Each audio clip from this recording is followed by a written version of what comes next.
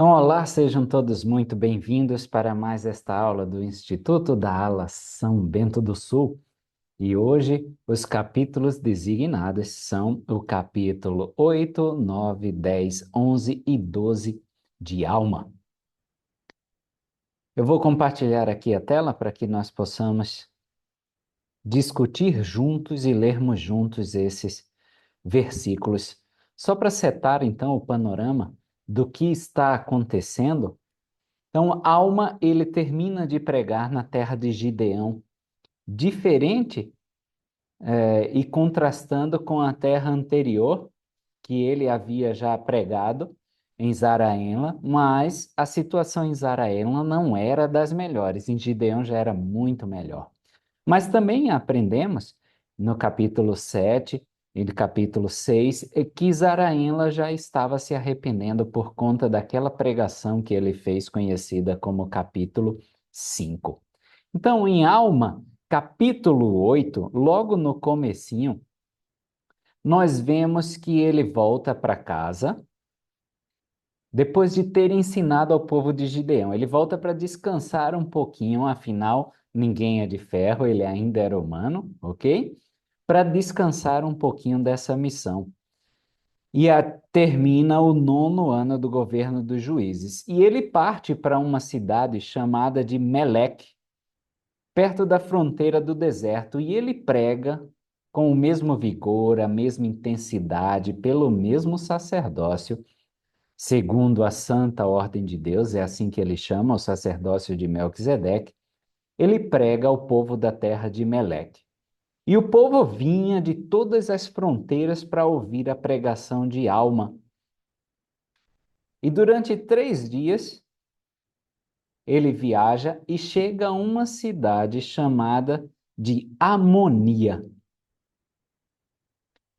E a Amonia é chamada assim por conta do primeiro habitante de suas terras. Então, lá em Amonia, ele vai se deparar com uma situação um pouquinho diferente. Vamos começar com Alma, capítulo 8, versículos 8 a 10, que dizem o seguinte: E aconteceu que quando chegou à cidade de Amonia, Alma começou a pregar a palavra de Deus. Da mesma forma que ele já vinha fazendo, fez na cidade de Zaraenla, de Gideão, de Meleque e agora na cidade de Amonia. Ora, Satanás apoderara-se dos corações dos habitantes da cidade de Amonia. Portanto, não quiseram dar ouvidos às palavras de Alma. Alma, no entanto, ele não deixou barato. O que que ele fez? Esforçou-se muito em espírito, suplicando a Deus em fervorosa oração que derramasse o seu espírito sobre o povo que se achava na cidade e que também lhe permitisse batizá-los para o arrependimento. Então, Alma, ele não se entristeceu diante disso e ficou passivo. Ele tomou uma ação, e essa ação foi de esforçar-se muito em espírito. É interessante notar que a palavra esforçar-se aí em inglês, wrestle, é a mesma palavra utilizada para a luta travada por Enos. Então, é o mesmo sentimento dessa luta sendo travada diante de Deus. E aqui venho com uma citação de Hugh Nibley, que ele vai dizer o seguinte: lutar com Deus, Deus lhe opõe? Você se opõe a Deus? Não. Você deve se colocar em posição, no estado mental correto. Lembre-se, no dia a dia da vida, fazendo as coisas, estamos bem longe. Precisamos ficar prontos, como um lutador procurando onde terá a pegada, como Jacó fez quando lutou com o Senhor. Você tem que se agigantar, se posicionar, circular o ringue e tentar descobrir como lidará com este problema em particular. Você não está lutando com o Senhor. está lutando consigo mesmo. Lembre-se, Enos foi aquele que realmente lutou. E aqui, Alma era aquele que estava realmente lutando. E ele nos diz o que quis dizer com lutar. Ele lutava consigo mesmo, contra suas próprias inadequações. Como posso encarar o Senhor em minhas condições? É o que ele diz. Demanda grande esforço confrontar o Senhor em toda a seriedade. Fazemos em vários níveis superficiais, rotineiramente. Oramos porque achamos que devemos. Se fôssemos orar de forma séria, tínhamos que nos esforçar mais. E poucas pessoas estão dispostas a fazê-lo. Mas realmente compensa porque você sabe exatamente o que quer e onde está.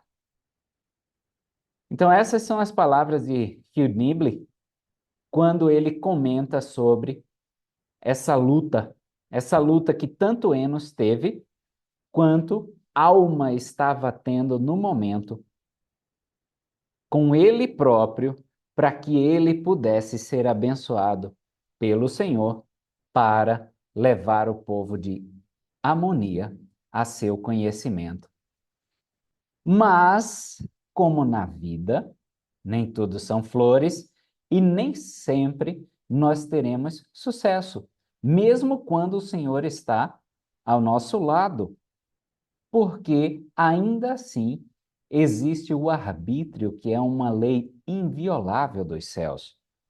O Senhor não violou esse arbítrio nem mesmo no grande conselho dos céus. Por que violaria agora? Vejam o que acontece em Alma 8, versículos 11 e 13. Eles, no entanto, o povo de Amonia, endureceram o coração, dizendo-lhe: Eis que sabemos que tu és Alma, e sabemos que és sumo sacerdote da igreja que organizaste em muitas partes da terra, de acordo com vossas tradições. E nós não somos da tua igreja e não acreditamos nessas tolas tradições. Então, eles reputaram o evangelho de Cristo puro como uma tradição, um costume qualquer. Ele disse: não, não, não, muito obrigado. Aqui a gente não partilha desse mesmo sentimento, aqui a gente não tem tal costume, então não, valeu, muito obrigado. Ora, quando o povo disse isto e refutou todas as suas palavras e o ultrajou e nele cuspiu e fez com que fosse expulso de sua cidade, ele partiu dali e viajou em direção à cidade que era chamada Arão.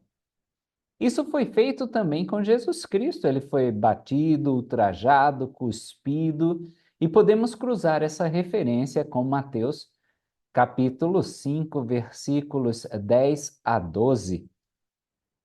Era isso que fariam por amor daqueles que pregassem a Jesus Cristo. E aí, mais uma vez, uma citação que compartilho agora com vocês do Elder Carlos E. Essay.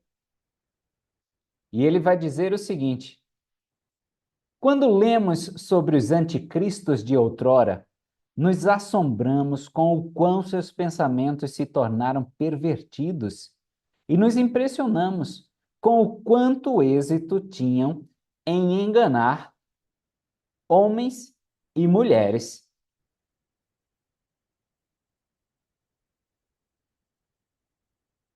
Também imaginamos por que as pessoas eram tão tolas, tão fáceis de se desencaminhar. E com todo esse assombro e perplexidade, tendemos a colocar os anticristos em algum canto da história antiga e seguimos nossos caminhos desprotegidos. Isso é perigoso, pode resultar na perda da fé e, num sentido espiritual, pode nos colocar fora da existência.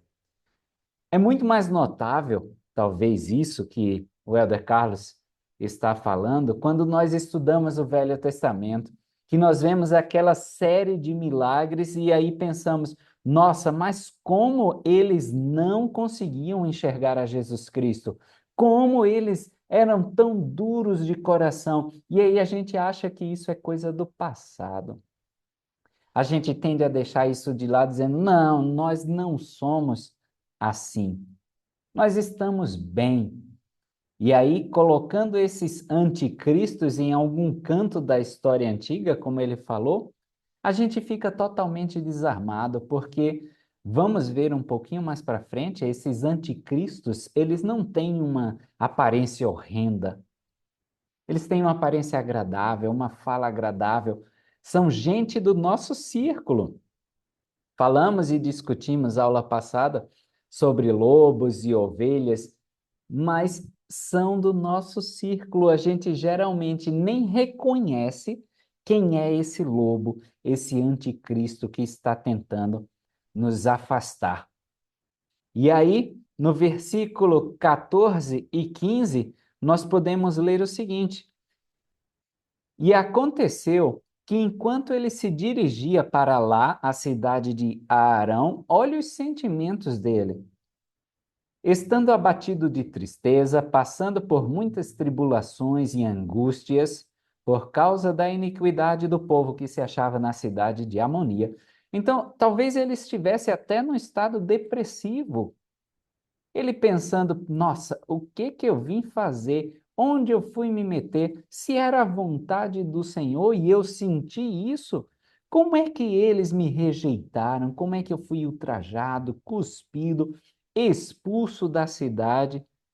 Então, talvez ele estivesse até experimentando esses sintomas que nós hoje vemos da depressão.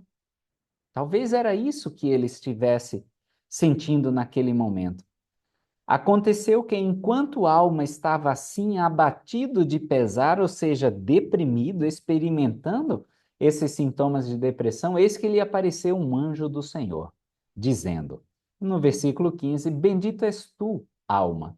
Levanta, portanto, a cabeça e alegra-te, pois tens grandes motivos para te alegrares, porque fostes fiel aos mandamentos de Deus desde o momento em que recebeste dele a primeira mensagem. Eis que sou aquele que a transmitiu a ti. Então a gente pode ver aqui que enquanto ele caminha para a cidade deprimido, aparece um anjo, e a mensagem do anjo é exatamente a mensagem que durante todo o Velho Testamento é passado para esses homens de Deus quando eles estão depressivos e desanimados.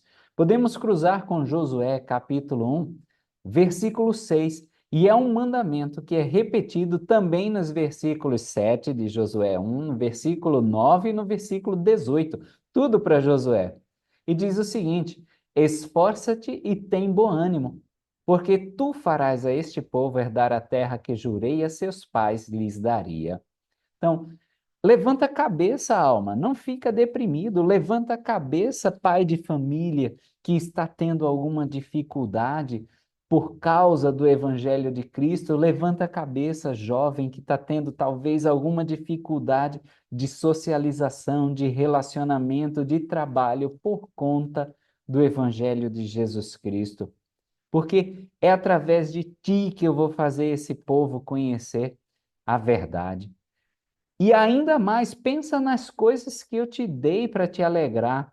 E no número 57, conta as bênçãos, nós podemos nos lembrar de nossa família, da igreja, do trabalho que temos, das amizades, dos afazeres que fazemos de bom grado, nossos passatempos, tantas coisas boas que o Senhor nos deu, a gente tem muito motivo para se alegrar. E aí ele diz para a alma: porque foste fiel aos mandamentos de Deus desde o momento que recebeste dele a primeira mensagem, quando o mesmo anjo, ele próprio diz: eu sou aquele que estava contigo desde o início. Então fica tranquilo, não fica assim deprimido, não fica triste, fica de boa, porque eu estou contigo. É isso que ele está dizendo. E esse mesmo anjo foi ele que advertiu a alma naquele início. Eu acho que ele estava dizendo: eu conheço desde o início da tua história, então fica de boa. A gente vai conseguir superar mais essa. só levanta a cabeça e fica feliz, porque motivo nós temos. Alma capítulo 8, versículos 16 e 18, diz o seguinte: E eis que fui enviado para ordenar-te que voltes à cidade de Amonia e pregues novamente ao povo da cidade. Sim, prega-lhes. Talvez o anjo nessa hora tenha dito: Olha, Alma, eu disse para levantar a cabeça, mas o negócio é o seguinte: olha a mensagem que eu vim trazer para ti. É voltar para lá, para onde tu fosse ultrajado, para onde tu fosse batido, para onde tu fosse cuspido. É a vontade do Senhor. Sim, dize-lhes que a menos que se arrependam, o Senhor Deus os destruirá. Imagina aí, talvez qualquer um de nós iria pensar, mas credo, eu acabei de sair daquela cidade. Me expulsaram da cidade. E agora eu vou voltar com que cara? Para falar as mesmas coisas? Não, isso não deve ser. Isso deve ser coisa da minha cabeça, ou não. Aí não dá, Senhor. Aí não dá. Lembra de Jonas, quando foi enviado para pregar a Nínive, que ele foi no sentido oposto? Talvez é assim a nossa primeira reação como homem natural. Dizer, não, isso não está certo, deixa eu ir por outro para fazer outra coisa por outro lado, porque não é isso. Mas alma, olha o que acontece com ele. Quando ele estava em sintonia com o Espírito, não é como ele reage. Ele diz o seguinte: Aconteceu que depois de haver recebido a mensagem do anjo do Senhor, Alma voltou rapidamente à terra de Amonia e entrou na cidade por outro caminho, sim, pelo caminho que fica ao sul da cidade de Amonia. Então ele recebeu a mensagem do anjo, ele não pensou, ele não disse: "Ah, não, não vou voltar, acabei de sair de lá, por que eu tenho que fazer isso? Por que eu tenho que ligar de novo para aquele irmão? Por que eu tenho que visitar novamente?" Ele só fez rapidamente o que o Senhor tinha ordenado para ele. Só que ele não fez do mesmo jeito. O Elder Thomas S. Monson dizia que a gente, se quisesse resultados diferentes, teríamos que fazer as coisas de forma diferente. E foi isso que ele fez. Ele entra na cidade por um outro caminho. Ele vai fazer de uma forma diferente. E no versículo 19, ele consegue entrar na cidade, sim. Ele tem fome, claro, ele continuava sendo um homem. E imagina, eu não sei, nós quando estamos deprimidos tendemos a descontar na comida, talvez depois desse estresse todo para entrar na cidade, a alma aí diz, puxa, agora eu queria comer um pouco. E ele diz a um homem, darás algo de comer a um humilde servo de Deus?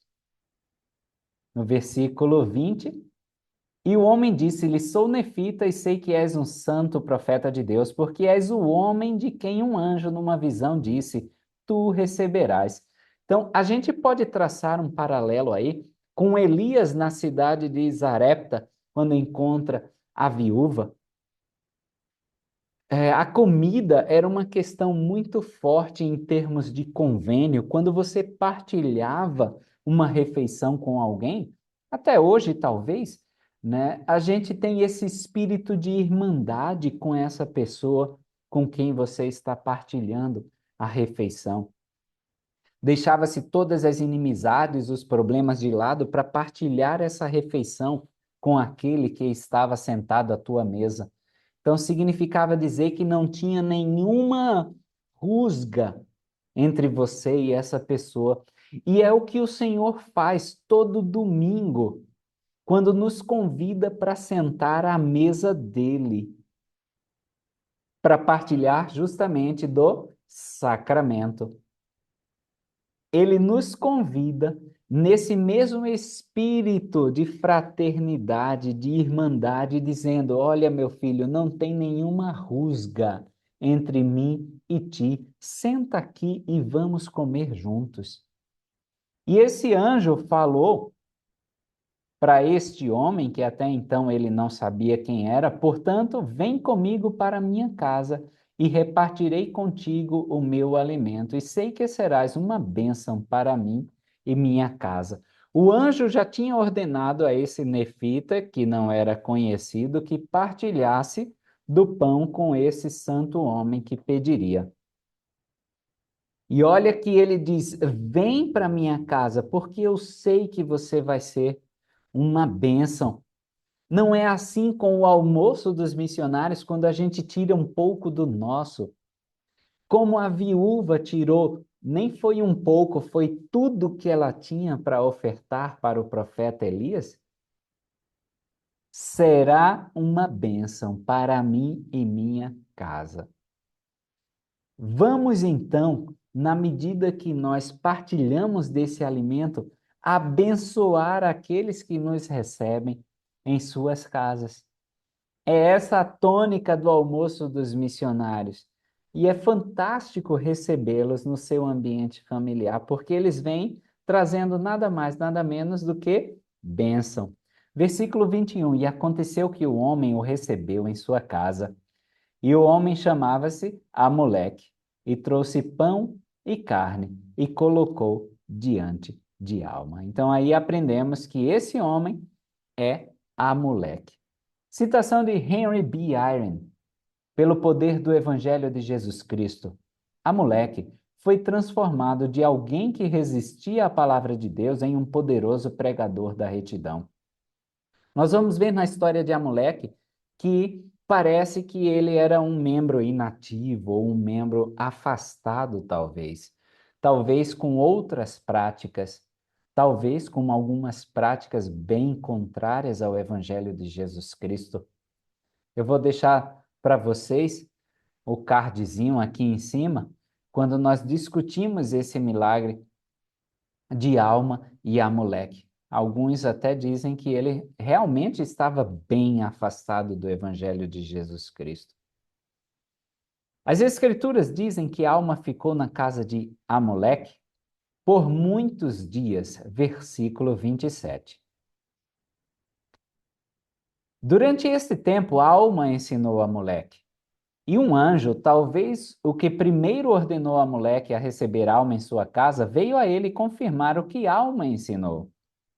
Obedecendo à autoridade de Cristo por meio de seus servos, Amoleque foi abençoado com o poder de guiar outros à vida de formas que antes ele não podia perceber. Imediatamente, lhe foi dado o dom de ensinar as pessoas a sentir uma forte necessidade de ter seus pecados limpos. E essa conversão, vamos dizer, de Amoleque, daquele totalmente afastado da igreja para aquele pregador, como na citação do elder Henry B. Eyring no seu livro Heroes from the Book of Mormon, ele diz, e levou apenas dias, não meses ou anos. Então, nós podemos ser esses Amoleques. Nós podemos não resistir ao Espírito do Senhor e ser convertido em dias, não meses ou anos. Eu sei que para alguns pode demorar um pouco mais, mas muitas vezes é pelo nosso próprio homem natural que nós retardamos essa nossa conversão a sermos instrumentos nas mãos do Senhor. E eles saem, claro, juntos para pregar, e é interessante que já no versículo 31 diz que eles, ou seja, há poucos versículos aprendemos que Amoleque estava afastado da igreja, ele se converte, se torna um pregador poderoso, e no 31 já diz, e haviam recebido poder, tanto assim que não podiam ser confinados em prisões.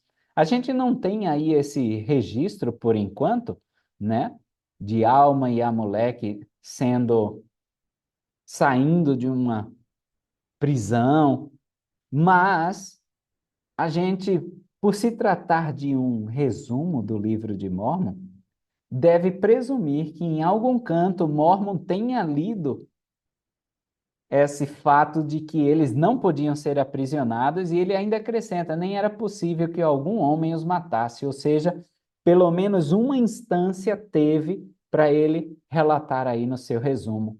No entanto, olha só como eles tratavam com sacralidade esse poder recebido. Não fizeram uso de seu poder até haverem sido amarrados e postos na prisão.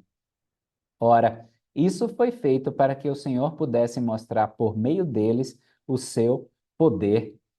E aí, um triste exemplo para nós é o exemplo de Sansão em Juízes, capítulos 13 e 14, que usava o poder de Deus assim como se fosse uma diversão, como se fosse para proporcionar um espetáculo. É tanto que ele foi aí aprisionado e destruído por conta dessa vulgaridade com que estava tratando esse poder sagrado de Deus. E no 32, e aconteceu que saíram e começaram a pregar e a profetizar ao povo, segundo o espírito e poder que o Senhor lhes conferira. Olha lá, Alma e Amoleque, os dois juntos. Esse é o padrão do Senhor. Dois, de dois em dois. Alma Sohn, em 1962, disse o seguinte: o método missionário da igreja hoje é quase idêntico àquele de Jesus Cristo e seus apóstolos. Estes humildes emissários do Senhor vão de dois em dois, um sendo o apoio do outro. São testemunhas diante do Senhor com seus respectivos testemunhos. Juntos, podem melhor encarar recepções hostis e oposição amarga. Então, juntos, eles podem dizer: não, cara, vamos lá, levanta a cabeça, a gente não foi atendido por essa porta, mas na próxima, quem sabe? Ou aquele irmão não nos recebeu, aquele outro nos receberá. Juntos, podem preservar sua fé e entusiasmo e resistir à tentação e à vontade de praticar o mal. Era o plano de proselitismo de Deus e era muito eficiente. E continua até hoje, porque Jesus Cristo é o mesmo ontem, hoje e para sempre. E aí passamos então para o capítulo 9. Esse capítulo 9 é início de um bloco que vai até o capítulo 14, que são palavras de Alma e Amoleque para justamente esse povo da terra de Amonia, do qual Amoleque já fazia parte e conhecia muito bem. E aí eles vão ser presos mais para frente, tá? Vão ser libertos. Então, a partir do capítulo 9, a gente começa essas pregações de Alma e Amoleque. E aí eles estavam pregando, tá? O povo já começou a contender com ele, dizendo: quem és tu? Supões que acreditamos no testemunho de um homem, ainda que nos anuncie que a terra deixará de existir? Ou seja, ele disse: a gente vai acreditar nessas coisas que você está falando? Ora, não entendiam as palavras que diziam, pois não sabiam que a terra deixaria de existir. Então, será que é o fim do mundo que ele estava falando aqui? O que que eles estavam profetizando? Justamente o fim desse mundo mortal. Nós próprios acreditamos, e a Igreja de Cristo já acreditava, que esta terra será renovada e receberá a sua glória paradisíaca. Regras de fé 10. Então, é isso que o Senhor diz quando ele fala da terra deixar de existir. Não é que ela vai, puf, se desintegrar. De jeito nenhum. As obras de Deus, elas são eternas. Ela será renovada, ela será transformada, assim como nós seremos transformados por meio da ressurreição e do sacrifício de Cristo. Versículo 5 de Alma 9, ora, eles não sabiam que Deus podia fazer obras tão maravilhosas. E o motivo era esse, porque eles não estavam conhecendo os milagres de Deus ou não tinham olhos para enxergar as obras maravilhosas de Deus, porque eram duros de coração e obstinados. Às vezes, na correria da nossa vida, nós também nos tornamos duros de coração e obstinados. E tendemos só a reclamar, mas olha o emprego que eu tenho, olha o carro que eu tenho, olha isso que, olha a família que eu tenho, esses meninos que têm. A gente termina se tornando duro e obstinado e não vê os milagres. Que bom que eu tenho esse carro, que bom que eu tenho esse emprego, que bom que eu tenho essa família, que bom que eu tenho aqueles filhos. São milagres que o Senhor nos concede. Mas quando nos afastamos do Senhor, nos tornamos aí duros, obstinados e não enxergamos essas obras maravilhosas. Versículos 15 a 17. Não obstante, digo-vos que o dia do julgamento será mais tolerável para eles, ou seja, para aqueles que não conhecem a vontade do Senhor.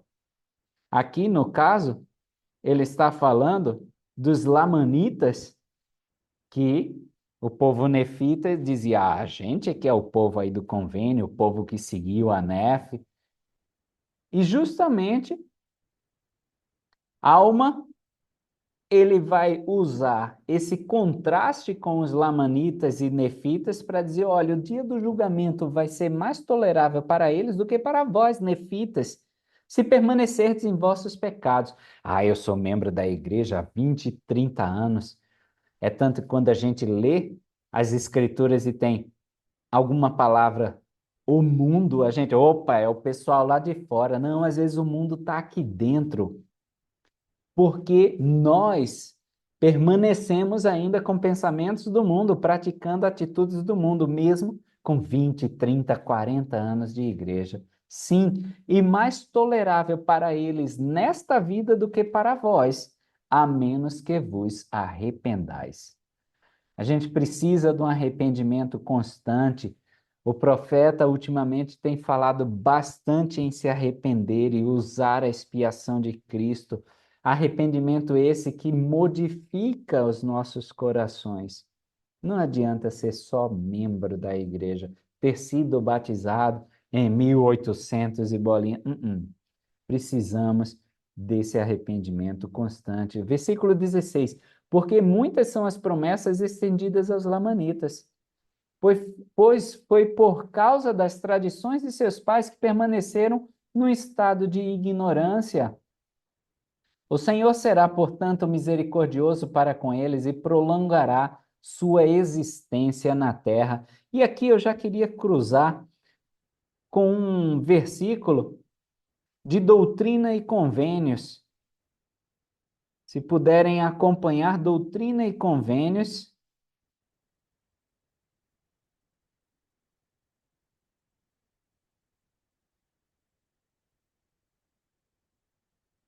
123:12, que diz o seguinte: pois ainda existe muita gente na terra, em todas as seitas, partidos e denominações, que é cegada pela astúcia sutil dos homens que ficam à espreita para enganar, e que só está afastada da verdade por não saber onde encontrá-la. Então, esses lamanitas só estavam afastados da verdade porque seus pais ensinaram essas tradições e eles permaneceram num estado de ignorância. Eles só não sabiam onde encontrar. Muitas vezes, aquele meu vizinho que eu critico, aquele meu colega de trabalho que eu critico, só é daquela forma, só tem aquele estilo de vida porque ele não sabe onde encontrar a remissão dos seus pecados. E talvez sim, a culpa ainda caia muito mais sobre nós que nós ainda não falamos do evangelho para ele, para que ele saiba onde encontrar. Versículo 17. E algum dia serão levados a acreditar em sua palavra e a conhecer os erros das tradições de seus pais, e muitos deles serão salvos. Então, vai chegar o dia daquele vizinho, vai chegar o dia daquele nosso amigo, daquele nosso colega do trabalho, e muitos deles serão salvos, porque o Senhor será misericordioso com todos os que invocarem o seu nome. Separei uma citação de Bruce R. McConkie, no seu comentário do Novo Testamento, que diz o seguinte: aqueles que não são capazes e determinados a guardar os mandamentos estão melhor fora da igreja. Porque a quem muito é dado, muito é exigido. E o que pecar contra a luz maior, receberá a condenação maior. Doutrina e Convênios, seção 82, versículo 3. Então ele diz, olha, aquele dentre nós até da igreja que não são capazes e determinados a guardar os mandamentos, é melhor fora da igreja, porque essa é uma igreja de convênios, e esses convênios nos trazem responsabilidades, e essas responsabilidades nos trazem também algumas penalidades, caso as quebremos ou caso não as cumpramos. Então, devemos ser responsáveis em cumprir com esses mandamentos do Senhor. Versículos 19 e 20 de Alma 9. Pois ele não permitirá que vivais em vossas iniquidades para destruir seu povo. Digo-vos que não. Ele antes permitiria que os lamanitas destruíssem todo o seu povo, chamado povo de Nefe, se fosse possível que eles caíssem em pecado e transgressão, depois de haverem recebido tanta luz e tanto conhecimento do Senhor seu Deus. Sim, depois de haverem sido um povo altamente favorecido pelo Senhor. Sim, depois de haverem sido mais favorecidos do que qualquer outra nação, tribo, língua ou povo. Depois de lhes terem sido manifestadas, de acordo com seus desejos e sua fé e orações, todas as coisas concernentes ao que era, ao que é e ao que há de vir. Então ele diz: era melhor que os lamanitas destruíssem vocês se caíssem depois de receber tanta luz. Seria até uma misericórdia do Senhor poupá-los antes com a morte de que chegassem nessa situação tão decaída. E segundo Doutrina e Convênios, seção 93, versículo 24, quando a gente conhece todas as coisas, do jeito que eram, como são e como serão, é a definição da verdade. Podem cruzar lá o versículo com Doutrina e Convênios 93, 24.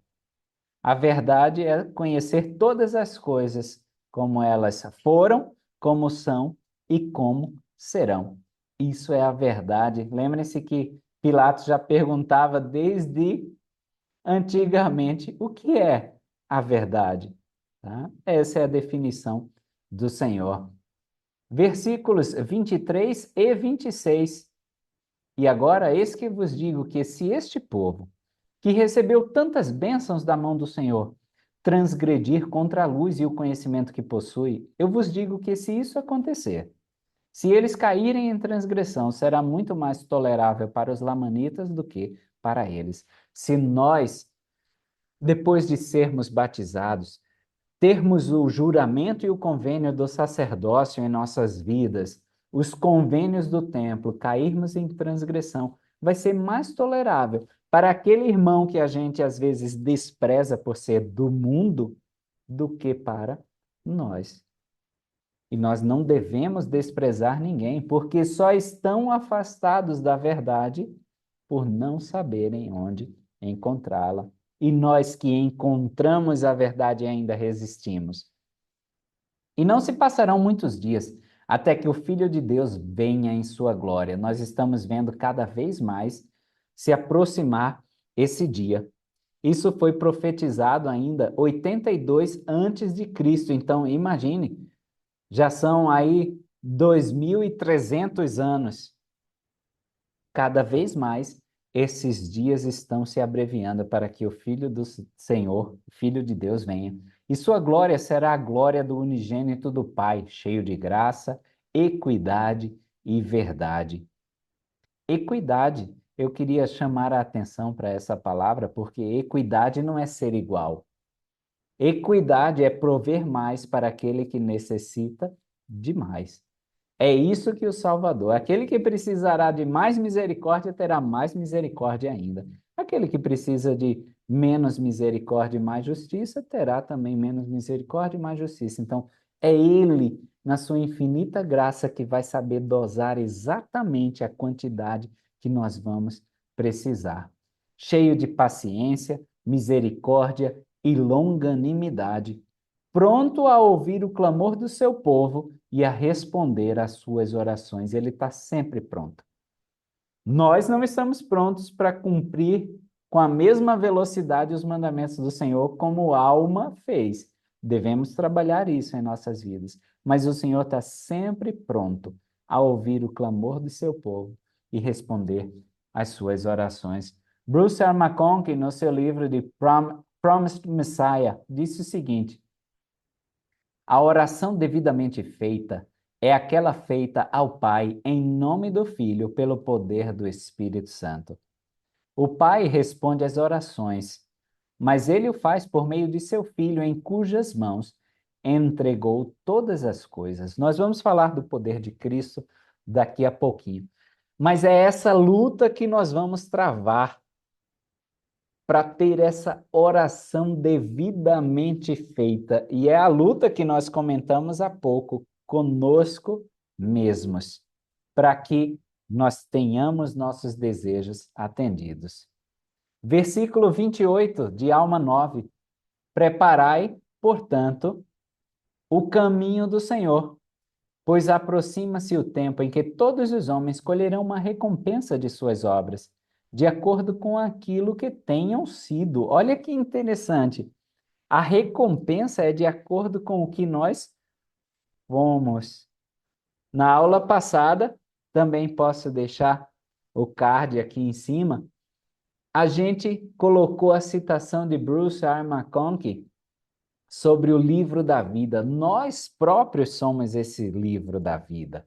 Nossas juntas, medulas, tendões, nossos ossos. O Senhor vai bater o olho na gente e vai conseguir ler todo o nosso livro da vida.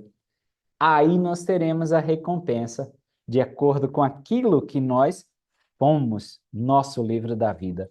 Se foram justas, colherão a salvação de sua alma, segundo o poder e a redenção de Jesus Cristo. E se forem mais, ele está falando das obras, colherão a condenação de sua alma, segundo o poder e cativeiro do diabo. Tá? Bem claro, para não ficar dúvida.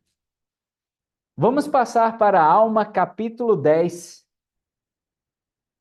porque agora vamos ter as palavras de Alma para esse povo da cidade de Amonia, esse mesmo povo que já tinha rejeitado Alma e agora ele voltava para profetizar e chamá-los ao arrependimento.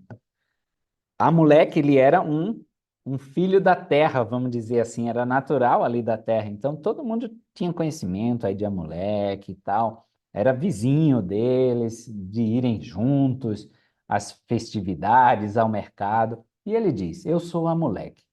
Sou filho de Gidona, que era filho de Ismael, que era descendente de Aminade.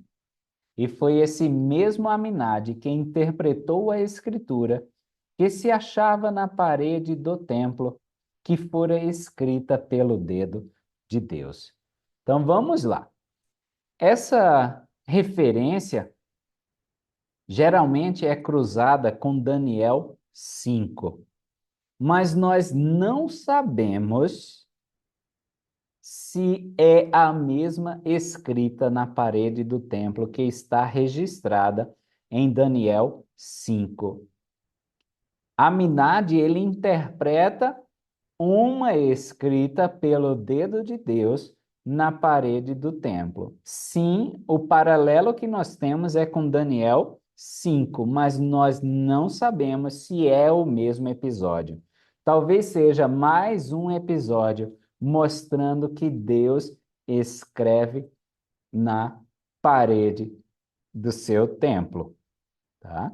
Talvez por dizermos que é a casa de Deus, como uma criança escreve ou pinta as paredes de sua casa, Jesus Cristo, como essa criança, em todos os seus atributos, ele disse para nos tornarmos como uma criancinha, escreve nas paredes de sua casa. Em inglês, writings on the wall geralmente significam é, destruição iminente, castigo, porque é uma associação com Daniel 5, que foi justamente escrito na parede do templo, Mene, Mene, Tekel, Ufarsim. É isso que foi escrito, tá? Na época de Belsezar. E aí a interpretação se acha no próprio capítulo 5 de Daniel, que eu vou ler para vocês. Mene seria: contou Deus o teu reino e deu cabo dele. Duas vezes repetido. Tekel: pesado foste na balança e foste achado em falta. Veja que a gente terminou o capítulo anterior falando justamente sobre julgamento, e julgamento, eles tinham essa ideia, principalmente os antigos do Velho Testamento, que seriam pesados nessa balança, como hoje ainda nós temos. E no versículo 28 de Daniel 5, o Farsim, vocês vão ver na Bíblia que está como Pérez, mas na tradução de Joseph Smith ele corrige para Ufarsim. Dividido foi o teu reino e deu-se aos medos e aos persas. Então, essa é a interpretação daquela escrita. Foi Aminad que interpretou o daquela história, Daniel 5? Não sabemos, tá? Não sabemos. Versículo 3. E Aminad era descendente de Nefe, que era filho de Lei, que saiu da terra de Jerusalém, que era descendente de Manassés, que era filho de José, que foi vendido no Egito pelas mãos de seus irmãos. Olha a importância de nossa linhagem. E nós conseguimos isso por meio da bênção autorizada de um portador do sacerdócio, cujo título é o patriarca da igreja. É ele que nos dá essa linhagem, linhagem pela qual nós receberemos promessas e temos obrigações. Então, todos aqueles que sentirem o desejo, busquem receber essa bênção das mãos de um patriarca, para saber as bênçãos que são prometidas do Senhor. Erastus Snow escreveu o seguinte: o profeta Joseph Smith nos informou que o registro de lei, contido nas 116 páginas que foram primeiro traduzidas e subsequentemente roubadas, das quais um resumo é feito em 1º Nefe, que é o relato individual de Nefe, sendo ele da linhagem de Manassés. Mas Ismael era da linhagem de Efraim, e que seus filhos se juntaram à família de Leí pelo casamento. Lembra-se quando ele pediu para pegar as filhas de Efraim, pegar a família de Ismael? Eles voltaram para Jerusalém para pegar, cumprindo as palavras de Jacó sobre Efraim e Manassés, em Gênesis 48, verso 16.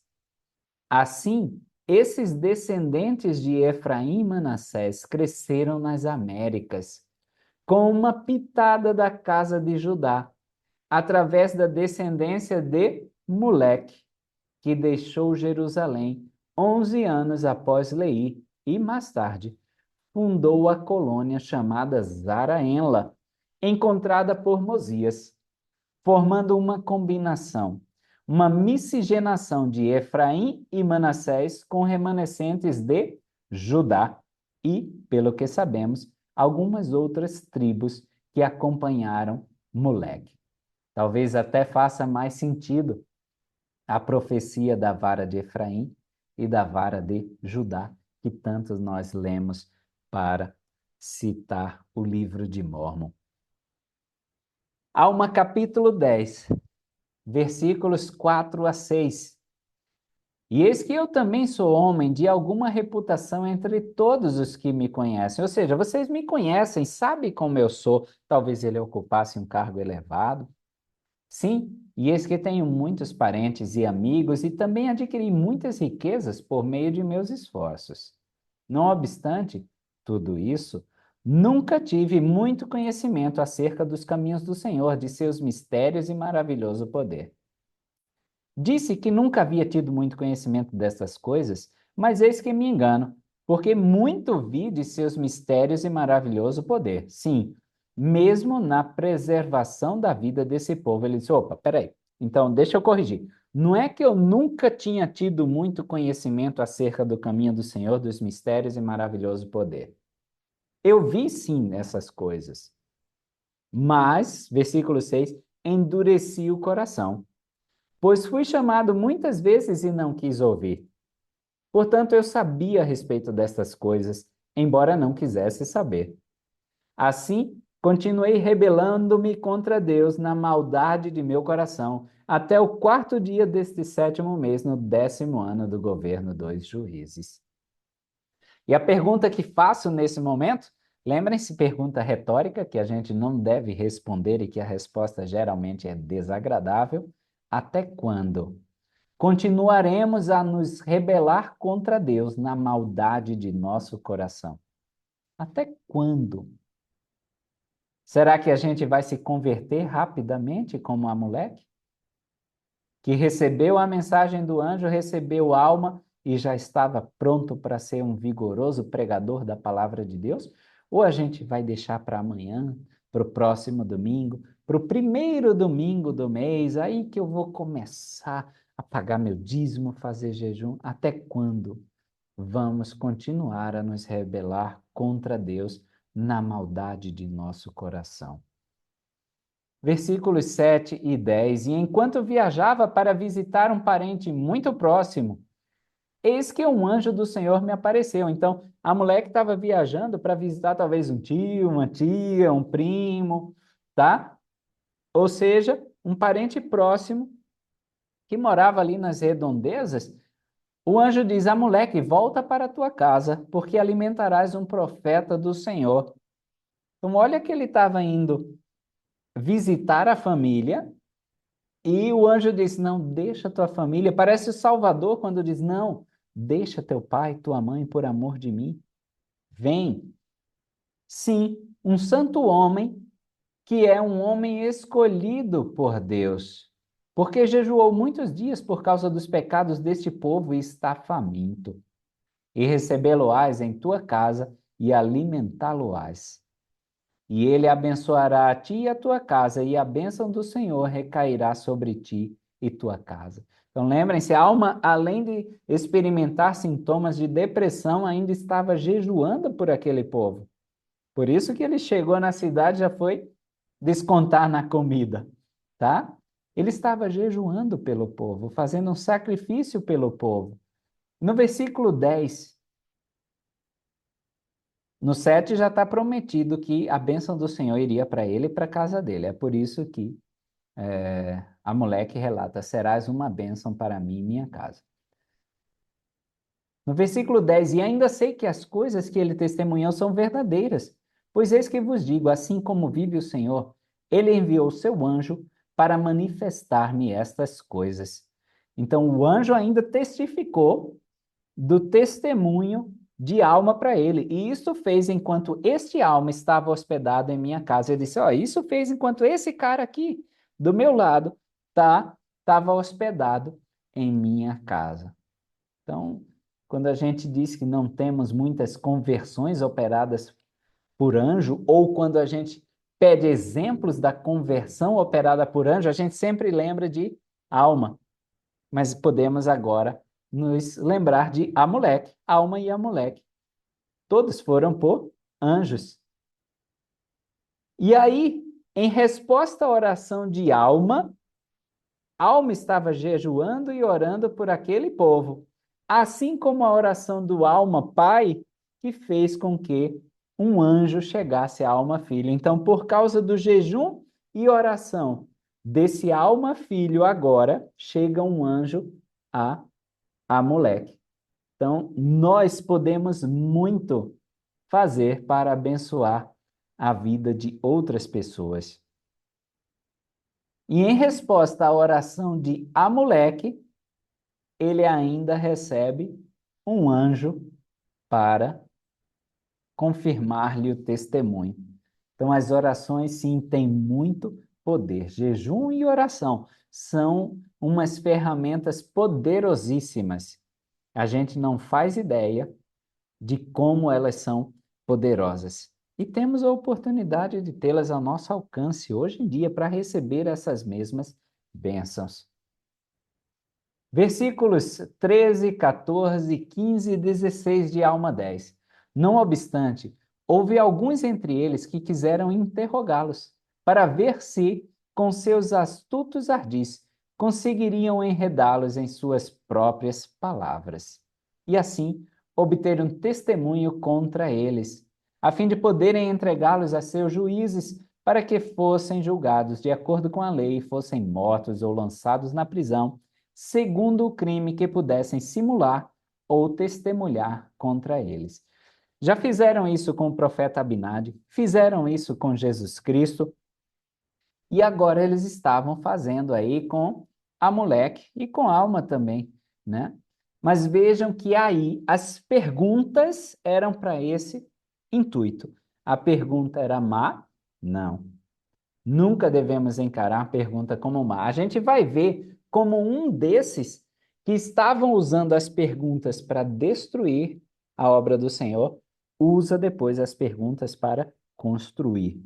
Versículo 14. Ora, esses homens que procuravam destruí-los eram advogados, empregados ou nomeados pelo povo para aplicar a lei nas épocas de julgamento, ou seja, nos julgamentos dos crimes do povo perante os juízes. Ora, esses advogados eram versados em todas as artimanhas e astúcias do povo.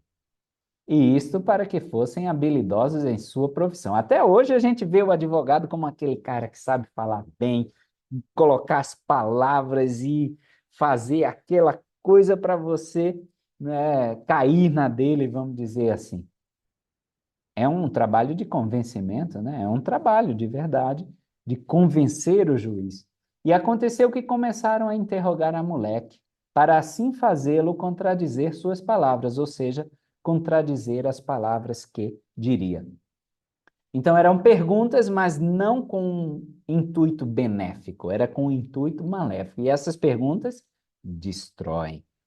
Joseph Fielding Smith, em Doutrinas da Salvação, devemos estar preparados para defender a verdade e, como homens portadores do santo sacerdócio que foi restaurado por meio da abertura dos céus e pela imposição das mãos através de santos mensageiros enviados da presença do Senhor, estar preparados para defender os membros da igreja contra os astutos ardis que são empregados em oposição ao evangelho, para afastar nossos membros que não são suficientemente informados e que não possuem o testemunho arraigado que a fé e a obediência garantem a toda a alma.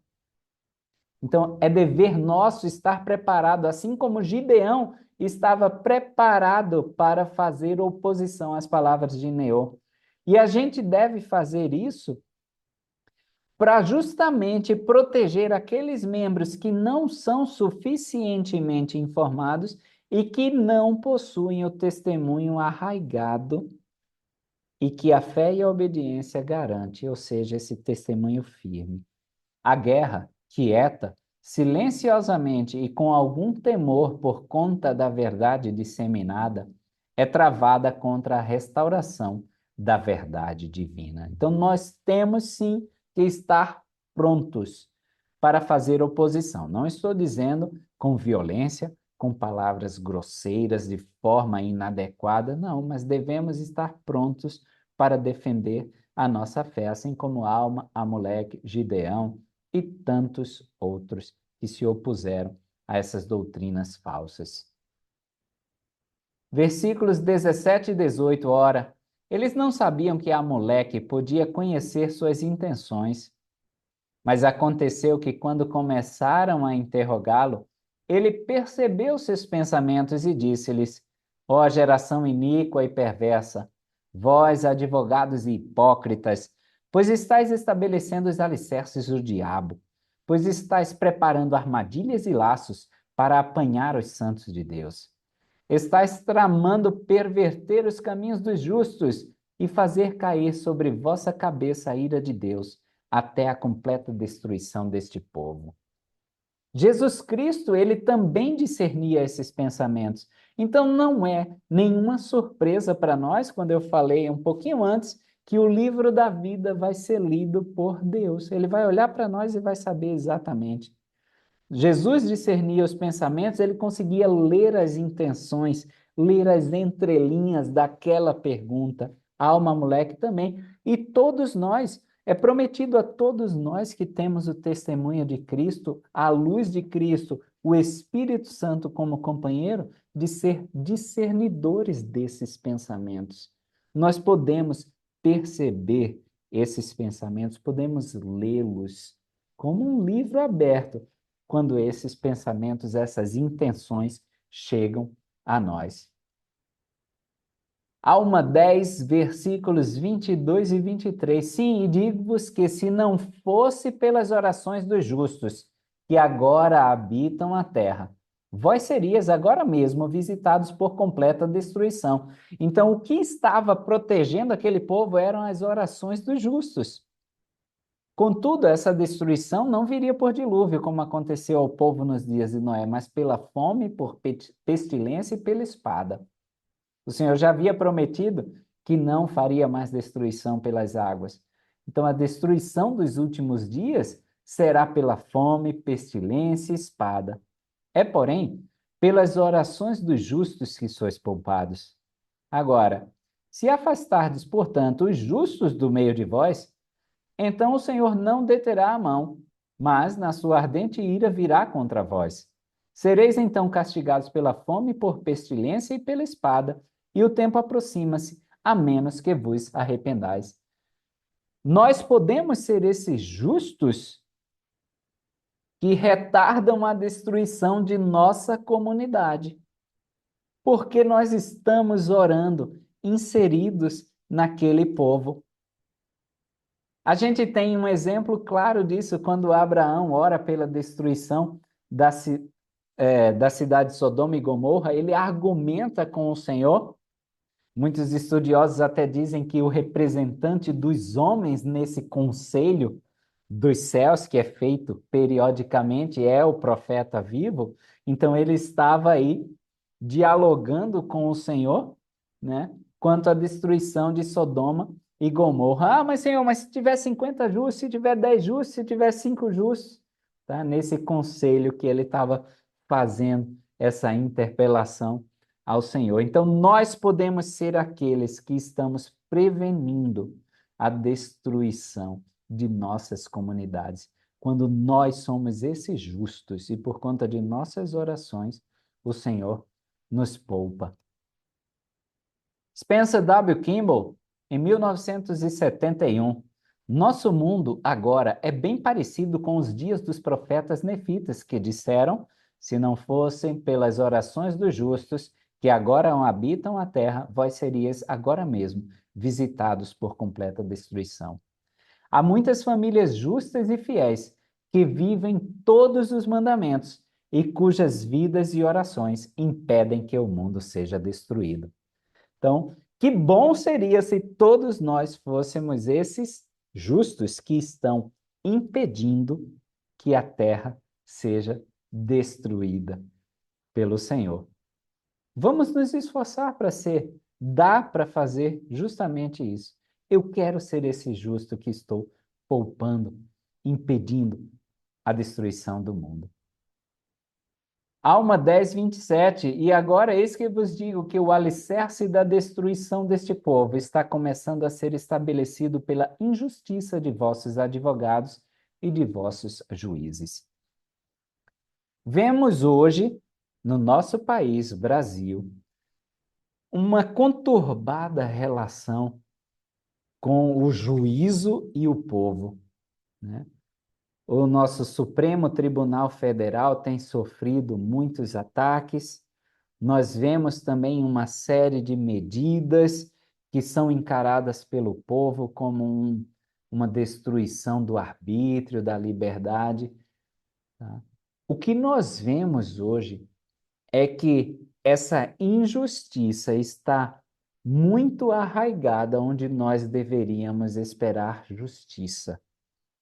Infelizmente, esse é o mundo e é a astúcia do diabo, a astúcia sutil que ele usa. Tá? Muitos para ganhos próprios, muitos para obter valores para outros, para obter vantagens. Então, onde deveríamos esperar justiça, estamos tendo injustiça.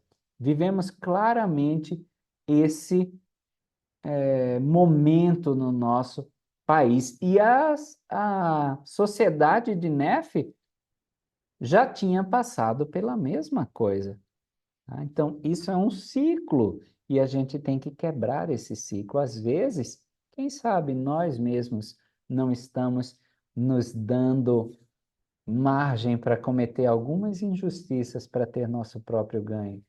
Hugh Nibley, no seu livro An Approach to the Book of Mormon, disse o seguinte: tais homens são suficientemente perigosos por si próprios, mas quando seus cargos se tornam oficiais, seja na educação ou no governo, eles têm uma poderosa alavanca para conseguir seus objetivos por meio da força.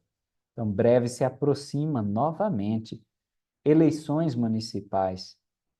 Quem nós vamos colocar nesses cargos oficiais?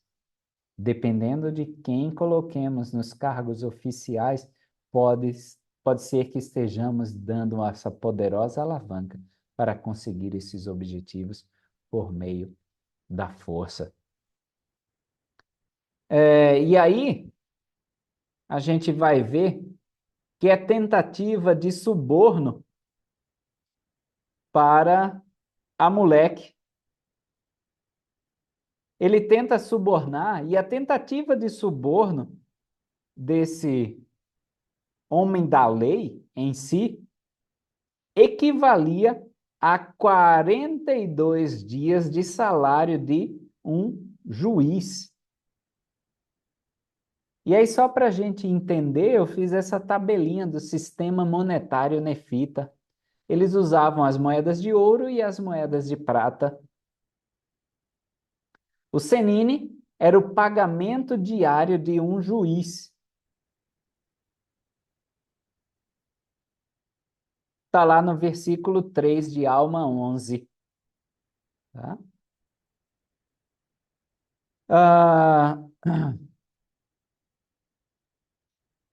Alma 11, versículo 3. O senine, que era a moeda de ouro, era o pagamento diário de um juiz. E a moeda de prata era um senum, que era o pagamento diário de um juiz.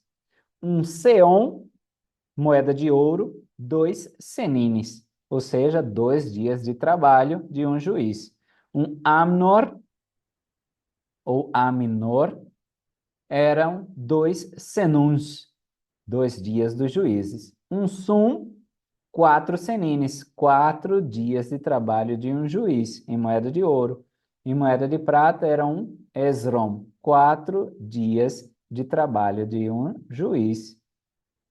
Limna, 1 semana de trabalho do juiz, 7 senines. E um onte, em moeda de prata, 7 senuns, que eram 7 dias, ou seja, 1 semana.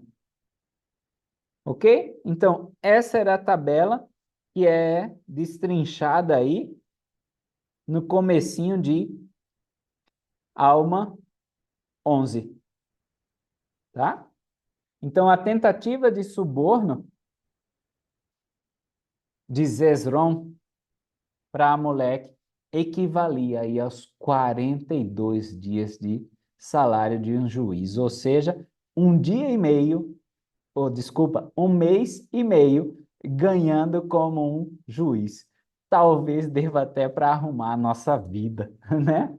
Com o salário hoje de um juiz. Alma 11, versículos 20 a 21. Ora, era com o único fito de obter lucro, pois recebiam salários segundo os seus serviços, que os juízes incitavam o povo a motins e a toda espécie de distúrbios e iniquidades. Então vamos lá, vamos criar mais causa aí, para que tivessem mais serviço e pudessem ganhar mais dinheiro, de acordo com as causas que lhes eram levadas. Portanto, incitaram o povo contra Alma e Amoleque. Quantas acusações não viriam contra Alma e Amoleque? Opa! E aí, ó, dinheiro ia pingar no bolso deles, ia estar com o bolso cheio. E este Zezron começou a questionar Amoleque, dizendo: Olha, mais uma vez, as perguntas sendo usadas para o propósito iníquo. Responderás a algumas perguntas que eu te fizer? Ora, Zezron era um homem perito nos ardis do diabo para destruir o que era bom. Nós hoje temos diversos homens peritos nos ardis do diabo para destruir o que é bom, destruir nossa crença, destruir nossos padrões. Portanto, disse a moleque: Responderás às perguntas que eu te fizer? E a moleque disse: Tá bom, se for segundo o Espírito do Senhor que está em mim, porque nada direi que seja contrário ao Espírito do Senhor. Sim, se for de acordo com o Espírito, eu vou te responder, se não, eu vou ficar calado. E disse-lhe Zezron: Eis aqui estão 6 ontis de prata, e todos te darei, se negares a existência de um ser supremo. Ou seja, está aqui 42 dias de trabalho do meu salário aqui, ó, para você negar a existência de Deus. 1 mês e meio do meu salário aqui, ó, para você negar. A moleque disse: Ó tu, filho do inferno, por que me tentas? Ignoras tu que os justos não cedem a tais tentações? Ele disse: Você não sabe que o cara que é justo não vai se corromper por dinheiro? E aí, sobre falar o que o Espírito do Senhor nos diz, podemos cruzar com Doutrina e Convênios 42, versículo 14. E o Espírito ser-vos-á dado pela oração da fé. E se não receberdes o Espírito, não ensinareis. Então, se for para falar palavras da sua própria mente, ele disse: Eu não vou responder, eu vou responder só o que o Senhor me der. E no versículo 34, vem a clássica pergunta de Zezron: Salvará ele seu povo, Jesus Cristo, esse Deus, em seus pecados? E a mulher que respondeu-lhe e disse-lhe: Digo-te que ele não salvará, porque lhe é impossível negar sua própria palavra. Então vejam que ele usou: salvará ele seu povo em seus pecados. A gente ia arriscar, pode riscar aí e colocar não em, mas de seus pecados. Então Jesus Cristo não pode salvar ninguém em seus pecados. Tem que se arrepender para ele salvar de seus pecados. Então Zezrom novamente lhe disse: É o Filho de Deus, o próprio Pai eterno? E respondeu-lhe a mulher, versículo 39, sim, ele é o próprio Pai eterno do céu e da terra e de todas as coisas que neles existem. Ele é o começo e o fim, o primeiro e o último. Então, de que forma Jesus Cristo é o próprio Pai eterno? Número 1, por meio de investidura divina de autoridade. Podemos ler sobre isso em Doutrina e Convênios 93, 4. O Senhor o outorga o seu poder para que ele haja como o Pai, fazendo as obras do Pai. 2, papel como criador dos céus e da terra. Então, em Elamã 14, 12, relata isso. Ele, como cria, sob a direção do Pai, os céus e a terra, ele se torna, assim, o Pai desta criação. 3, através do sacrifício redentor, Mosias capítulo 5, versículo 5, ele é o Pai daqueles que aceitam, todos aqueles que aceitam o seu sacrifício expiatório. Alma 11, 40 e 41. E virá ao mundo para redimir seu povo, e tomará sobre si as transgressões daqueles que acreditam em seu nome. Também falamos naquela hora, ele se torna pecado. Falamos na aula passada. E estes são os que terão vida eterna, e para ninguém mais haverá salvação. Portanto, os iníquos permanecerão como se não tivesse havido redenção. sendo apenas desatadas as ligaduras da morte. Ou seja, para esses que não se arrependerem, parece que não vai haver redenção, porque eles não acreditam nisso. Eles não querem fazer parte disso. Só farão parte da ressurreição, que a ressurreição vai ser para todos os homens, não importam se são bons ou maus. Pois eis que dia virá em que todos se levantarão da morte e apresentar-se-ão perante Deus e serão julgados segundo suas obras. E aí ele vai falar um pouquinho mais sobre a morte. Ora, existe uma morte que é chamada morte física. E a morte de Cristo desatará as ligaduras dessa morte física, para que todos se levantem dessa morte física. Olha só, 100%, todos, bons ou maus. Não tem distinção. O espírito e o corpo serão reunidos em sua perfeita forma. Os membros e juntas serão reconstituídos em sua estrutura natural, tal como nos achamos neste momento. E seremos levados a apresentar-nos perante Deus, sabendo o que sabemos agora e tendo uma viva lembrança de toda a nossa culpa. Eu vou deixar aqui em cima também um card sobre uma aula que fizemos na Páscoa sobre a ressurreição. Então, quem se interessar, clica aí e aprendemos um pouquinho mais sobre essa morte física e ressurreição. Muitas testemunhas vivas, segundo Dallin A. Oaks, podem testificar do cumprimento literal destas certezas escriturísticas da ressurreição. Muitas, incluindo meus próprios familiares, viram um ente querido falecido em visão ou aparição pessoal e testemunharam que são reunidos em sua perfeita forma no primor da vida. Seja a manifestação de pessoas já ressurretas ou espíritos justos aguardando uma ressurreição certa, a realidade e natureza da ressurreição de mortais é evidente. Que conforto saber que todos os que tiveram a desvantagem em vida de defeitos de nascença, por acidentes, por doenças, pela natural deterioração do envelhecimento, serão ressurretas em sua perfeita forma.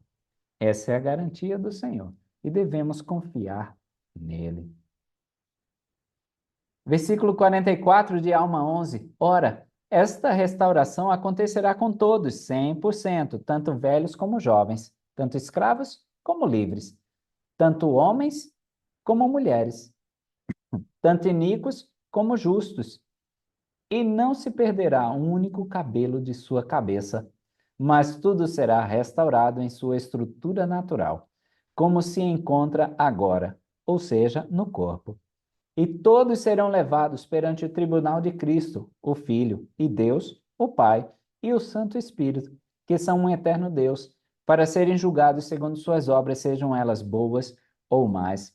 O Elder Legrand Richard disse que essa era uma das passagens favoritas dele, e também tem sido uma das minhas passagens favoritas das Escrituras.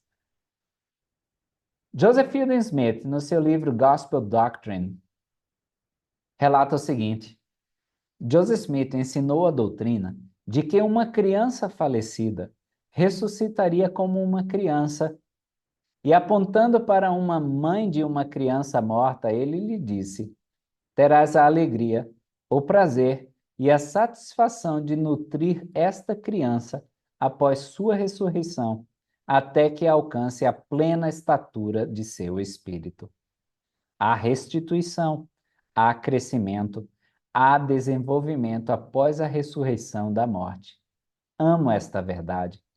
Traz-nos imensa alegria, felicidade e gratidão à minha alma. Sou grato ao Senhor por nos ter revelado estes princípios. É um conforto saber que todos nós estaremos juntos. Ontem mesmo, dia 21 de junho, pude participar de um seminário promovido pelo Hospital e Maternidade Sagrada Família daqui da cidade, um seminário sobre cuidados paliativos, né? E todos eles tivemos um debate com várias denominações religiosas e todos eles expressaram essa certeza na restituição do corpo na sua forma perfeita. E falaram também do conforto que é ter um paciente em seu leito de morte, ter essa humanidade aplicada quando nós, dentro dos cuidados paliativos, permitimos que ele tenha e exerça essa sua fé na ressurreição do Salvador Jesus Cristo. Que maravilha, que conforto é sabermos disso. Versículo 45. Ora, eis que vos falei sobre a morte do corpo mortal e também sobre a ressurreição do corpo mortal. Digo-vos que este corpo mortal será levantado num corpo imortal, isto é, passará da morte, da primeira morte, à vida, para não mais morrer. Essa primeira morte sendo aí, né, a morte física. E o espírito unir-se-á a seu corpo para não mais serem divididos, o todo tornando-se assim espiritual e imortal, de modo que já não possa experimentar corrupção.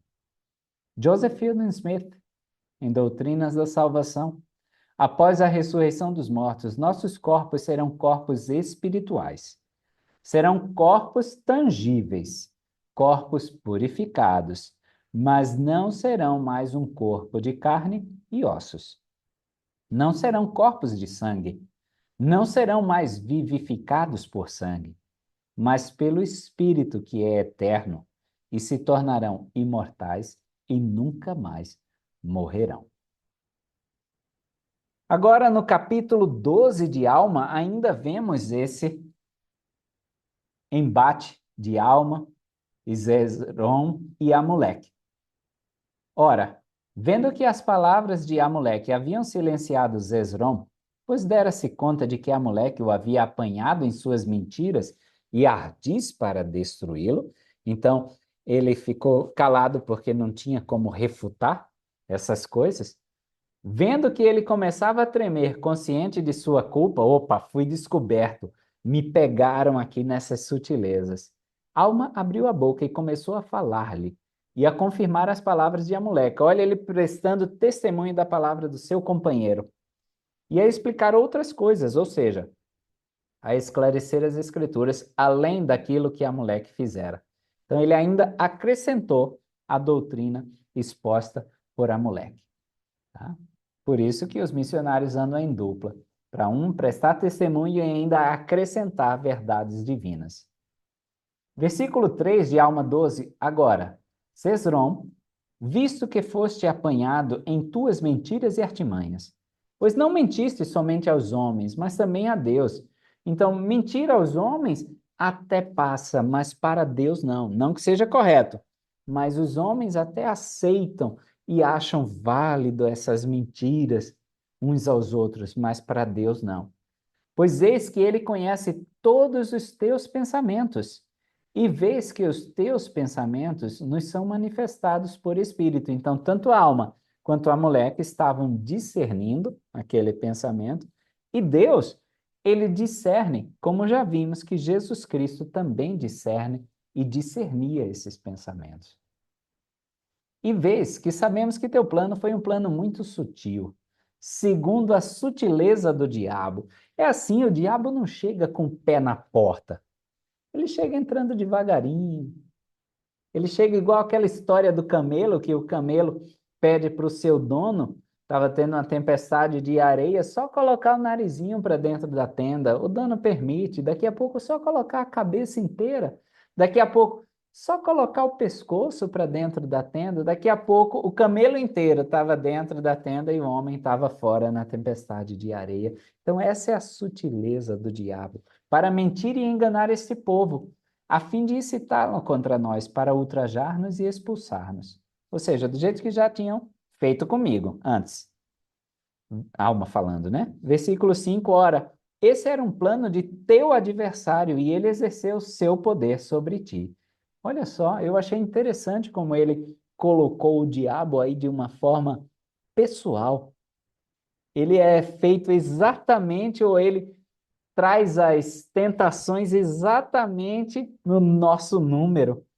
Teu adversário, ele me conhece também e faz as tentações de acordo com aquilo que Ele sabe que é meu ponto fraco.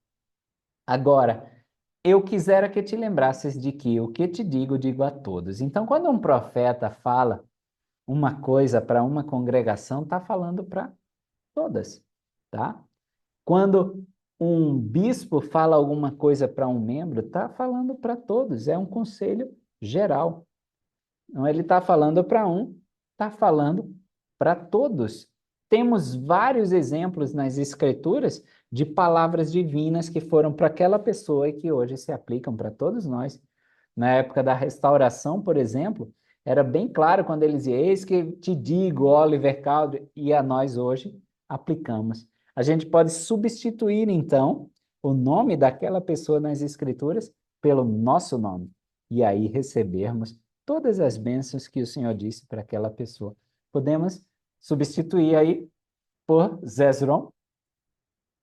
Alma 12, versículos 6 e 7. E eis que vos digo a vós todos, que foi uma armadilha do adversário, que ele preparou para pegar este povo, a fim de poder subjugar-vos e amarrar-vos com suas correntes, para arrastar-vos à destruição eterna, segundo o poder de seu cativeiro.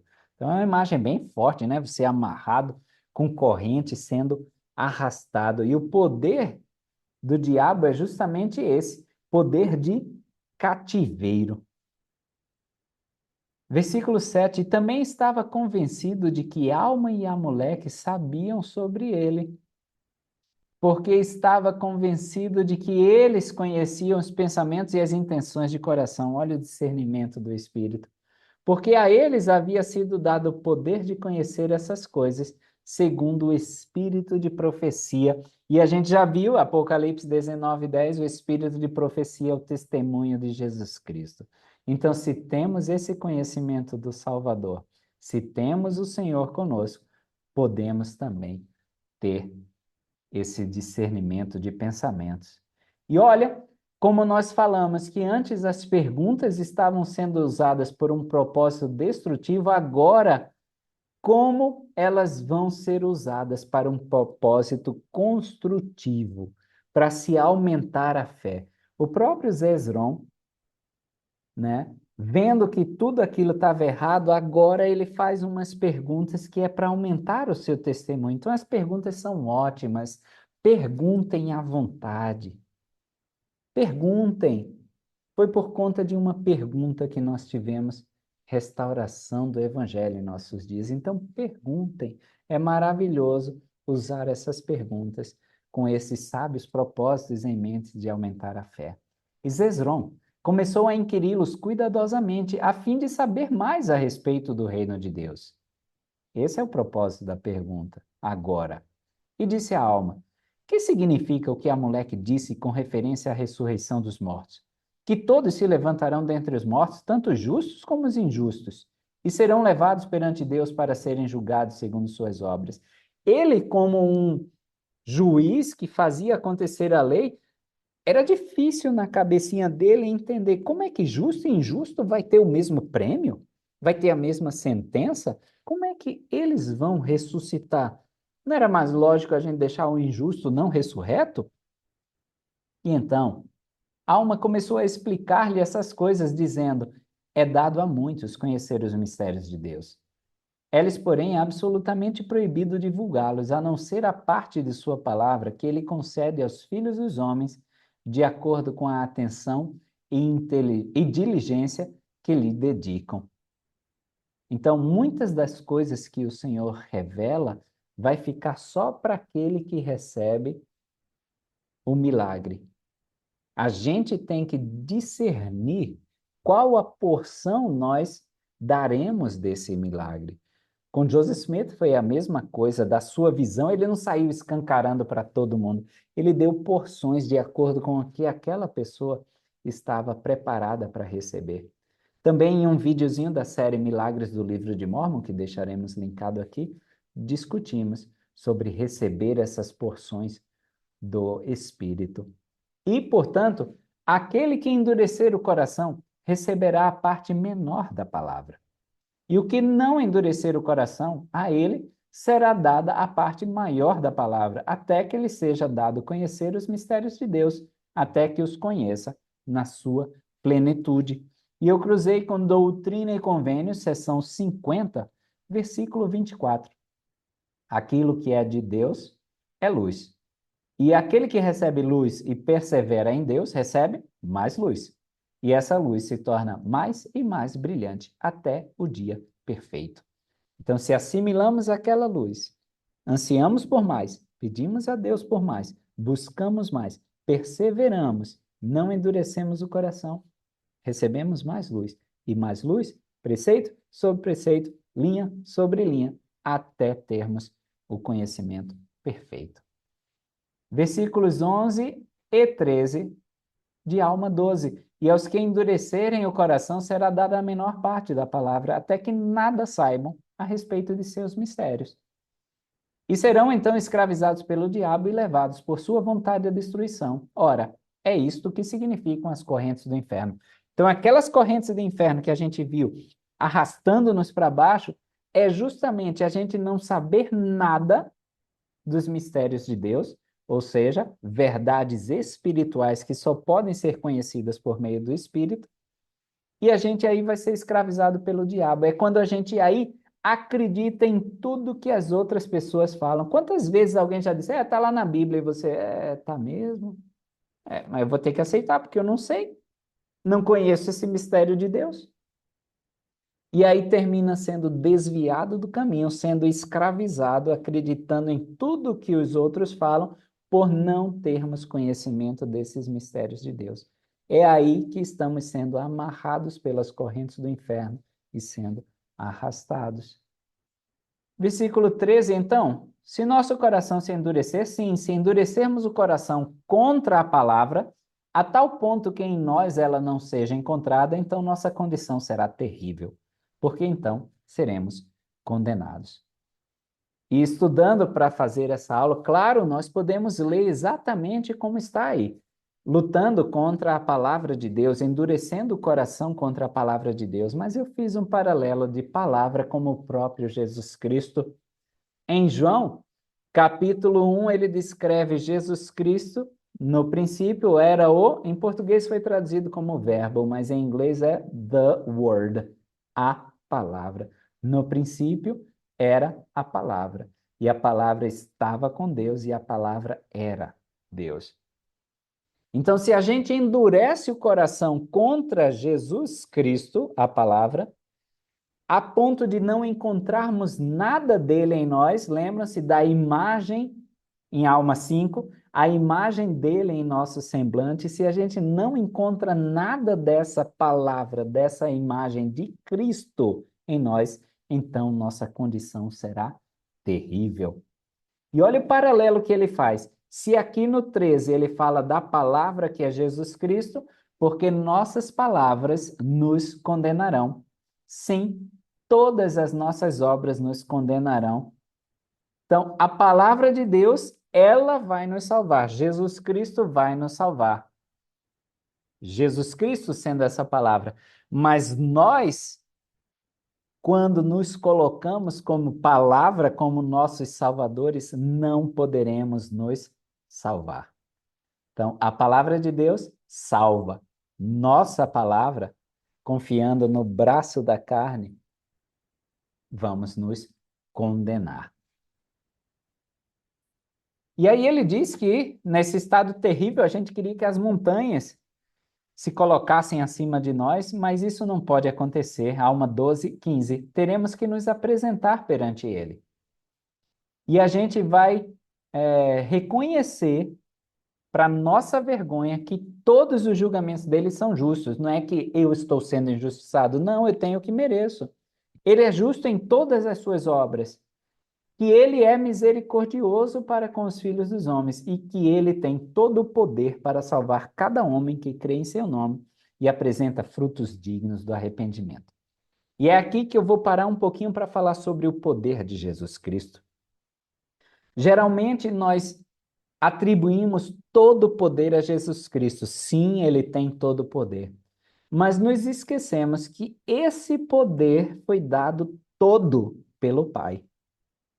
Como ele recebeu do Pai, então, de verdade, o poder é do Pai. Foi dado poder a ele sobre a morte na ressurreição, e foi dado poder a ele, Jesus Cristo, para expiar, para salvar. Vejam Elamã 5:11, que linko aí. E ele tem poder, olha lá, recebido do Pai, para redimi-los de seus pecados por causa do arrependimento. Então, o poder de Cristo é o poder do Pai. É o mesmo sacerdócio que nós possuímos. O poder do sacerdócio não é nosso, mas é o poder do Pai. E Jesus Cristo utilizava, claro, muito digna e maravilhosamente bem esse poder do Pai.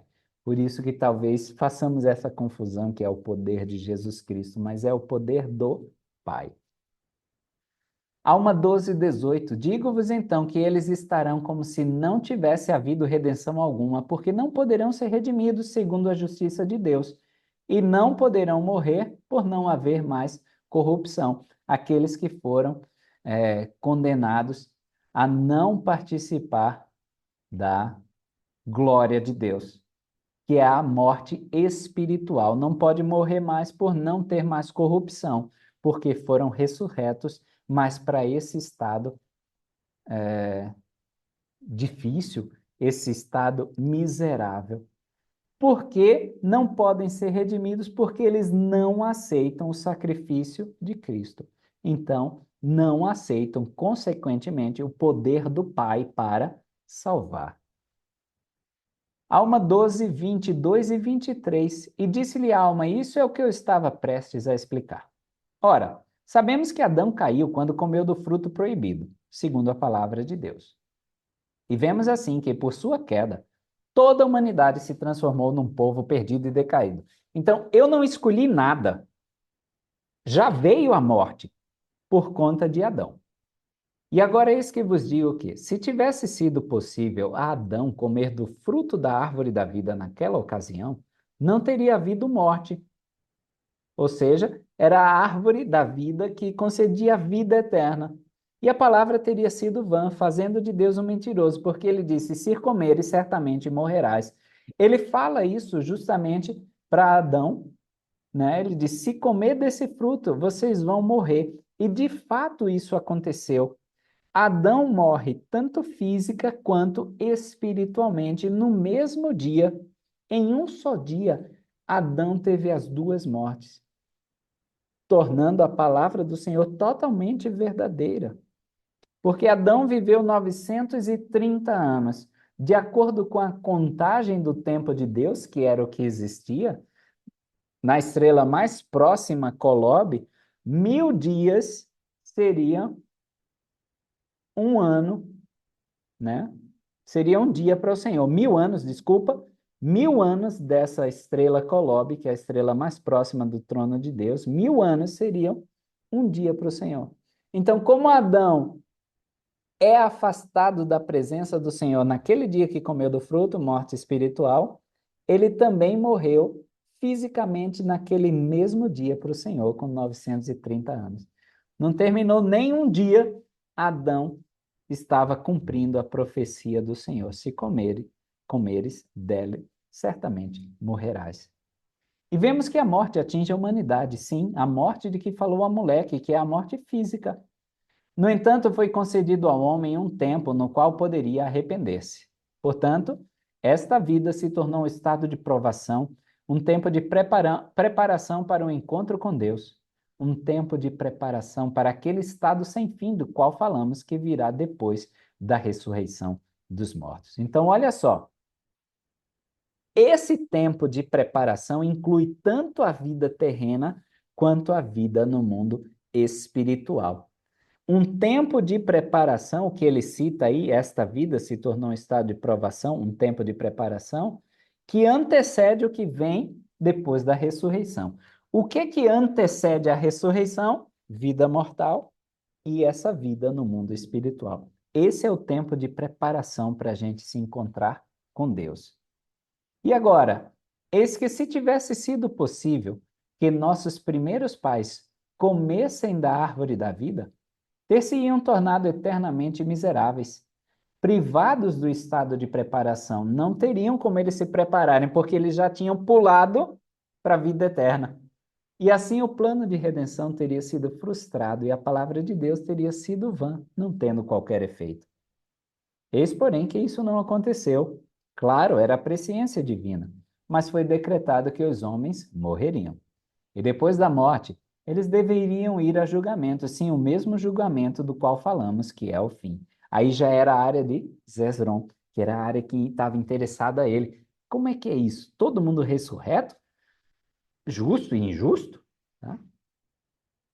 E depois de Deus haver decretado que estas coisas aconteceriam ao homem, eis que viu que era conveniente que os homens soubessem das coisas que decretara para eles. Então o Senhor disse: opa, ele tem que ter conhecimento dos autos do processo. Vamos pregar a eles os autos do processo contra a humanidade. Enviou, portanto, anjos para conversarem com eles, os quais fizeram com que os homens contemplassem sua glória. E dali em diante começaram a invocar seu nome. Portanto, Deus conversou com os homens e revelou-lhes o plano de redenção que havia sido preparado desde a fundação do mundo. Então não foi um plano B, já era assim desde o início, desde a fundação do mundo. Isso lhes revelou, segundo sua fé e arrependimento em suas obras santas. Cruzei este versículo com Gênesis capítulo 4, 26, quando na descendência de Adão fala-se de que Sete também teve um filho e chamou o nome do seu filho Enos, e então se começou a invocar o nome do Senhor. Nós sabemos que muito antes disso, com Adão, já havia essa invocação do nome do Senhor. Eles só continuaram com essa prática de invocar o nome do Senhor. Desde sempre, desde Adão, com a pregação do evangelho para ele, já se invocava o nome do Senhor. No versículo 31 de Alma 12, portanto, deu mandamentos aos homens, tendo eles antes transgredido os primeiros mandamentos relativos às coisas que eram terrenas, tornando-se como deuses, discernindo o bem do mal, colocando-se em condições de agir, ou seja, sendo colocados em condições de agir segundo a sua vontade e prazer, para fazer o mal ou para fazer o bem. Acho bem interessante que se equiparar a Deus é discernir o bem do mal, saber a verdade da falsidade. Isso é estar-se numa condição de deuses, porque aí nós podemos agir. É conhecer a verdade, as coisas como são, como foram e como serão.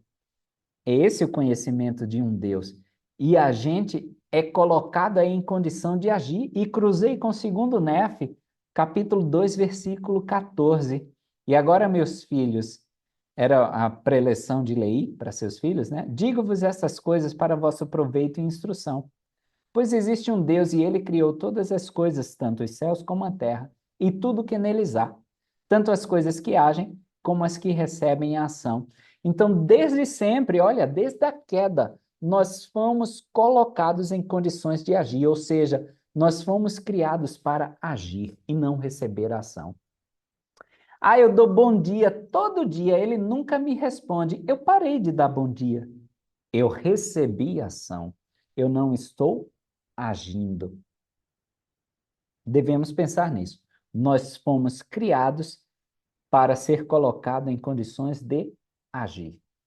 As coisas que agem e não as que recebem ação.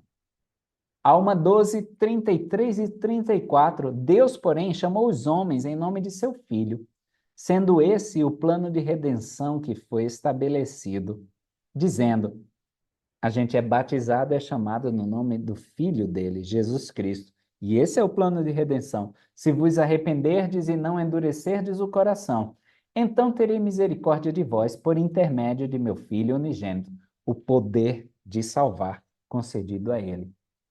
Portanto, todo aquele que se arrepender e não endurecer o coração, terá direito à misericórdia por intermédio de meu Filho unigênito, para a remissão de seus pecados. E esses entrarão no meu descanso. São aqueles que terão direito à misericórdia por intermédio de Jesus Cristo. Quem é que entrará no descanso? Os arrependidos. E agora, meus irmãos, eis que vos digo que se endurecerdes o coração, não entrareis no descanso do Senhor. Porquanto vossa iniquidade o provoca a enviar sua ira sobre vós, como na primeira provocação. Sim, segundo sua palavra, na última provocação. Ele está falando aí das mortes. A primeira provocação sendo aquela morte de Adão, sendo sua palavra na última provocação, tanto quanto na primeira, para a eterna destruição de vossa alma. Quando nós morrermos sem nos arrependermos, essa é a última provocação, a morte espiritual. Portanto, segundo sua palavra, na derradeira morte, assim como na primeira.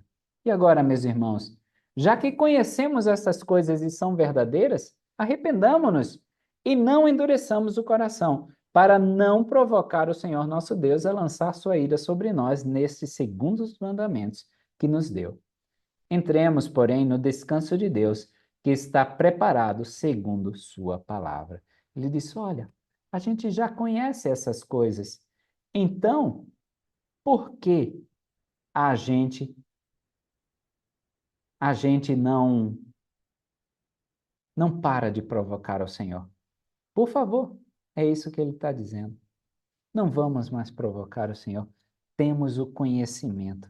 Vamos fazer bom uso desse conhecimento. Vamos fazer valer as palavras do Senhor. Bem-estar, servo bom e fiel. Entra para o descanso do Senhor. E é essa aula que eu queria compartilhar hoje com vocês, prestando meu testemunho de que essas coisas são verdadeiras. Prestando meu testemunho de que Ele vive e que por meio dele nós poderemos voltar à sua presença. Poderemos, assim, ter vida eterna.